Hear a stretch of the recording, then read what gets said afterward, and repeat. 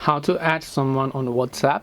Hey everyone, welcome back to our channel. In today's video I will guide you through the steps on how you can add someone on WhatsApp, so make sure to watch the video till the end.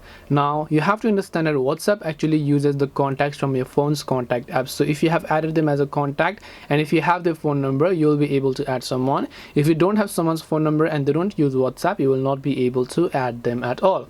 So all you have to do is, assuming that you've already added them to your contacts list, what you want to do is from the bottom you'll find this option over here known as the chats icon. If you want to add a new contact as well, that's perfectly fine. You can just tap the new contact option, make sure they add their first name, their last name, their phone number, and then just tap the next option to add them as to your contact list. And to begin chatting, just tap the search option from the top and you can simply go ahead and then look for their name and you should be able to find them. If they don't have WhatsApp, then you'll most likely find the invite button next to their name.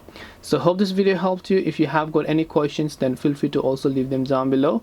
Thank you for watching till the end of this tutorial and see you soon in the next video.